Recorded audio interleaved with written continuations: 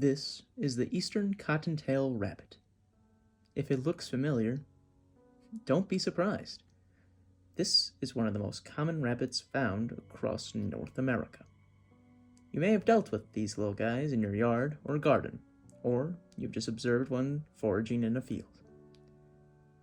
Even though they are quite adorable, they are more incredible when considering their history and their evolution. What may be most fascinating is its inhabitants here at Francis Hall's lawn on Loyola University's campus in Chicago, Illinois. How can these critters survive in such an urban environment, with predators nearby and stress from abiotic and biotic factors? These creatures have grown to live in the human world, to live in our lawns, to feast in our gardens, and to adapt at an accelerated pace to continue to shift around humans. These creatures have cemented themselves in our world and still play a significant part in North America's ecosystem. Such a significant part that they can be found all the way north in Quebec, Canada, and all the way south in Costa Rica. Complex forms of life started to emerge 3,200 million years ago during the Archean Eon. The tree of life continued to develop from there. As creatures evolved, they diversified into the organisms we know on planet Earth today. The eastern cottontail rabbit's order, lagomorphs, split apart from the other rodents approximately 40 million years ago, during what is known as the Eocene. The lagomorph order was diverse, with double the number of species we have today. Their fossil records also show a wide range of geographic diversity. Fossils were found in the North American continent, the European continent, and the Asian continent, dating back as long as 14 to 60 million years ago. The fossil records provide a compelling story of the rabbit's earliest ancestors. The earliest record known is a fossil of the Gomphos archima, which is the earliest rabbit relative. This fossil has been dated 55 million years ago, suggesting that rabbits, as we know them today, started to emerge as dinosaurs faced their own extinction. This fossil was found in modern-day Asia, which leads many to believe that the lagomorphs evolved in Asia and further evolved as it crossed into modern-day Europe and modern-day North America. Geographical barriers would soon change, cutting off all of these species from one another. For a long time in the fossil record, we saw North American rabbits staying in North America, European rabbits remaining in Europe, and Asian rabbits staying in Asia. This would cause speciation. We know that eventually the geographical barriers would change again. This allowed European and Asian rabbits to interact.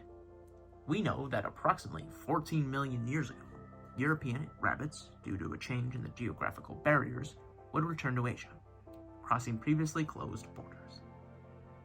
This is all important because while this was occurring, our North American rabbit friend, the eastern cottontail rabbit, was remaining isolated, further its speciation process.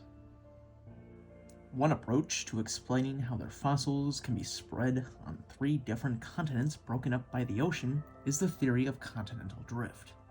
This theory states that long ago, a megacontinent called Laurasia was broken apart, forming 3 new continents: North America, Europe, and Asia.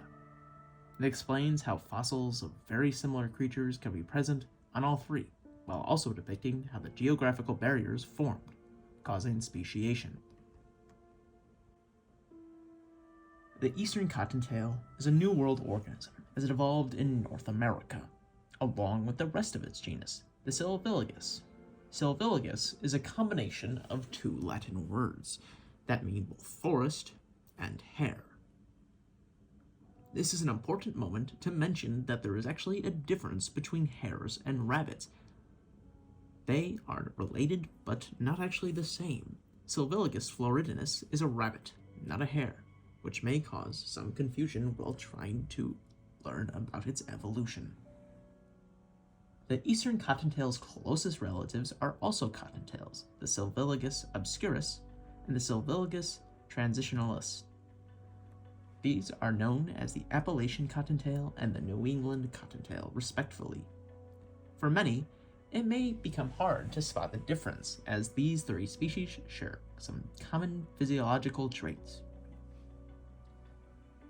These three are hard to distinguish because they all evolved in generally the same area. They experienced similar climates, similar abiotic and biotic pressures, similar habitats, and a common ancestor. However, speciation did occur, and these three are distinct from one another. Three theories may also describe why these three cottontails look similar when compared to their other relatives that live further away. The first theory is Allen's rule. Allen's rule states that land animals that live closer to the equator in warm climates will have appendages that will be longer than those in colder climates. The second rule, Bergmann's rule, states that animals will decrease their body size in warmer climates. The third rule is Gallagher's rule, which links darker coloration and animal skin due to proximity to the equator. These three rules help us understand why the eastern cottontail and its closest relatives look the way it does, compared to its relatives that evolved in different climates in different parts of the world. But how do scientists distinguish between our eastern cottontail and its closest relatives? You may think to look at its physiological traits. The eastern cottontail is a mid-sized rabbit, weighing between 2 and 4 pounds. It has a length of 16 to 17 inches long. It has 5 toes on its forefeet, with only 4 on its hind feet. Their distinct gray and brown coloring has rust-colored patches scattered across their body. The problem is its physiological traits make distinguishing between the Appalachian, New England, and eastern cottontails hard, especially as they have a tendency to stay a safe distance from humans. So how can we tell the difference? Well, the best way to tell is based on its behavioral patterns and their habits. For example, the New England cottontail requires large areas underneath thick shrubs, bushes, and trees. This is because they require safety from predators, while also choosing never to venture far from their nests. This pattern of survival is different when compared to our eastern cottontail friend. The eastern cottontail is more confident in its ability to leave cover. If you live in North America and spot a rabbit appearing out of cover, there's a strong likelihood that this is our eastern cottontail friend. So, why are they more daring than their close relatives?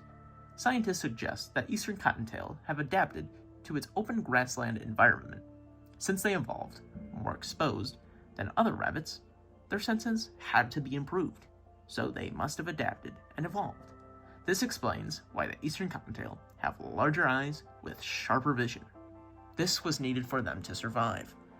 Their sharper vision has become important as they live in today's world. Their presence in human-dominated environments with predators all around explains why they survived and became the most prevalent cottontail in North America. Their vision is just one example of how the eastern cottontail's evolution continues to allow them to thrive today as a population. Other key adaptations that the eastern cottontail have implemented to continue to survive are their behaviors. For example, the eastern cottontail is defined as nocturnal. However, they are very active at certain times of the day, specifically sunrise and sunset, to avoid predation. This is when they typically go foraging and leave their safer areas. Another adaptation is eastern cottontails, like many of the rabbit relatives, produce large amounts of offspring. The eastern cottontail, on average, will tend to have more offspring than its rabbit relatives, which is one reason many consider it an invasive species. In some parts of North America, where the cottontail was introduced, it can outcompete other species by expanding their population at a much faster rate. A fourth adaptation is of course their namesake, the cottontail. The eastern cottontail and all other cottontails have a tail with a white bottom. When they run from their predators, this tail will stand up, disrupt their color pattern, and cause confusion for some of its main predators. The eastern cottontail has shown how adaptability is essential to survival. It is their adaptability that have made them a very dominant population that continue to survive in several different ecosystems, habitats, and climates, filling its ecological niche.